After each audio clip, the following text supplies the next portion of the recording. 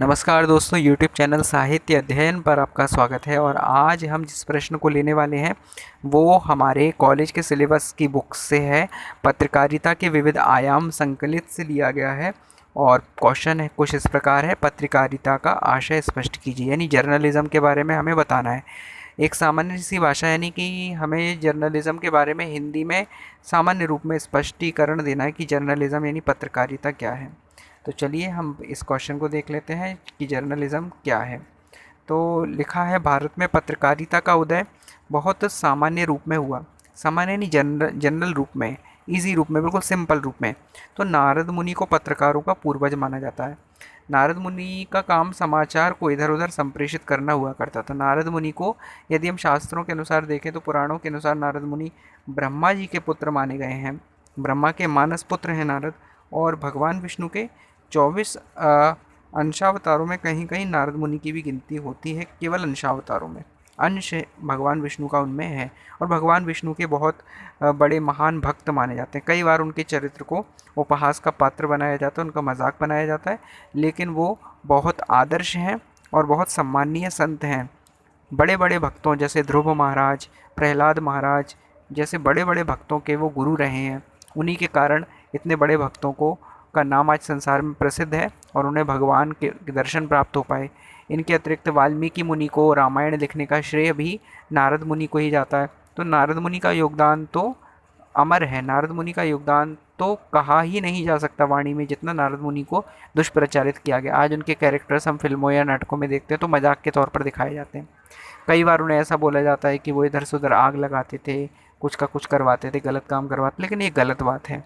वे एक सच्चे पत्रकार थे और न्यूज़ को इधर उधर करना और समाज के हित में काम करना ही उनका कार्य था। तो पत्रकारों के कुलगुरु हैं नारद मुनि। यदि हम देखें कि कंस के टाइम पर कि नारद मुनि आकर ऐसी आग लगाते हैं कि कंस के मन में ये डाल देते हैं कि देवकी के सभी पुत्रों को मार दो, 6 पुत्रों को। तो क्योंकि कोई भी कृष्ण बन के आ सकता है, तो इस प्रकार से वो 6 पुत्रों की हत्या करवा देते हैं कंस के मन में ये डालकर। लेकिन ये लोगों की गलत सोच है। लोग इसके पीछे की पूरी कथा को नहीं जानते, क्योंकि नारद मुनि सर्वज्ञानी थे। नारद मुनि को सब कुछ पता था। हम लोगों जैसे अज्ञानी तो नहीं थे। तो हम अपने अज्ञान का आरोपण नारद मुनि जैसे परम भक्त पर कर देते हैं, जबकि नारद मुनि इतने महान थे कि नारद मुनि को ये सब पता था कि ये 6 पुत्र जो हैं इनको पिछले जन्म में श्राप मिला हुआ है। ये हिरण्यकशिपु के 6 पुत्र थे जिनको कालनेमी राक्षस यानी कि उनके चाचा द्वारा श्राप दिया गया था भगवान विष्णु की भक्ति करने के कारण, कि तुम जो है अपने पिता के द्वारा ही मारे जाओगे। हिरण्यकशिपु ने उन्हें श्राप दिया कि तुम अपने पिता के द्वारा ही मारे जाओगे। और उनका पिता जो कालनेमी था वो अगले जन्म में कंस बना था। तो इस प्रकार से उस श्राप को पूरा तो करना था, ठीक है। और दूसरी बात यह कि ये 8 वसुओं में से 6 वसु थे जो श्राप के कारण धरती पर आए थे। और इनको वापस अपना वसु शरीर मिलता, धारण करते, तो कब धारण कर पाते? जब ये इनकी मृत्यु जल्दी हो जाती। जितना लंबा इन्हें समय बिताना पड़ता धरती पर, उतना इनके लिए नुकसानदायक होता। तो इनको जल्दी से जितना जल्दी शरीर छोड़ देते तो उनका श्राप कंप्लीट हो जाता, श्राप का इनको परेशानी ना भोगना पड़ती। तो नारद मुनि ने इन पर कृपा करते हुए ये बात जाके बताई थी। तो इससे उन 6 पुत्रों को कष्ट नहीं हुआ, बल्कि उनको तकलीफ़ से छुटकारा मिला। उनको कोई तकलीफ़ नहीं हुई, उनको आनंद हुआ कि उन्हें वापस अपनी वसु शरीर को प्राप्त किया और श्राप से वो जल्दी छूट गए, जन्म लेते ही छूट गए। तो नारद मुनि ने उन पर उपकार किया कि जन्म लेते ही उनको श्राप से छुटकारा दिलवा दिया। ज़्यादा देरी ही नहीं करना पड़ी, इंतज़ार भी नहीं करना पड़ा, जन्म लिया और छुटकारा मिल गया। तो इस प्रकार से उनके श्राप का हाल ही मोक्ष करवा दिया नारद मुनि ने। तो नारद मुनि ने इस प्रकार से सबका कल्याण किया, लेकिन लोग इस बात को नहीं समझ पाते। तो नारद मुनि बहुत महान रहे।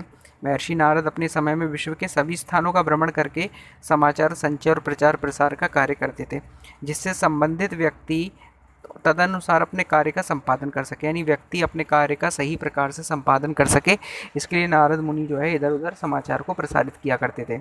और ख़ास तौर पे देवर्षि नारद बोला जाता है। देवर्षि नारद क्यों बोला जाता है? क्योंकि देवताओं के ऋषि थे वो, देवताओं का कार्य संपादन करते थे। देवता जो है वो अच्छाई के रास्ते पर चलने वालों को देव कहा जाता है और बुराई के रास्ते पर चलने वालों को राक्षस।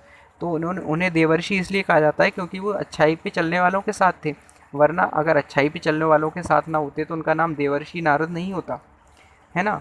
आज वो संसार में देवर्षि नारद के नाम से प्रसिद्ध है, इसलिए हमें उनका कभी मजाक नहीं बनाना चाहिए। उन्हें इन्हें एक कॉमेडी कैरेक्टर के रूप में चित्रित नहीं करना चाहिए, बल्कि वे हम सबके परम गुरु हैं। आगे देखिए, नारद के कार्य में जनहित की भावना ही रहती थी। देखिए आंसर में भी लिखा है, उनके कार्यों में जनहित यानी संसार के कल्याण की भावना रहती थी। वास्तविक पत्रकारिता में उस बात को अभिव्यक्ति मिलनी चाहिए जिससे जनता सोचती, यानी जो जनता के भले के लिए हो वही वास्तविक पत्रकारिता है, और जिसमें जनता का भला ना हो वो पत्रकारिता सही नहीं है। ठीक है, इसी कारण अभिव्यक्ति की स्वतंत्रता जनता का मूल अधिकार माना गया है। प्रेस वास्तव में ही जन विचारधारा का प्रतिनिधित्व करता है, यानी कि जनता की विचारधारा का प्रतिनिधित्व करता है, उसको प्रतिनिधित्व बोल सकते हैं हम, उसको लीड करता है, जनता की विचारधारा को समाज में लाता है, आगे लाता है। इस प्रकार से हम इस आंसर को समझ सकते हैं। और महात्मा गांधी जो कि राष्ट्रपिता हैं हमारे, उन्होंने भी पत्रकारिता के विषय में काफ़ी कुछ कहा है, जो कि हम अपनी बुक में देख सकते हैं। तो इस प्रकार से पत्रकारिता से जुड़े हुए क्वेश्चंस को हम पढ़ेंगे, समझेंगे और हम उन्हें कर पाएंगे। थैंक यू सो मच, बहुत बहुत धन्यवाद।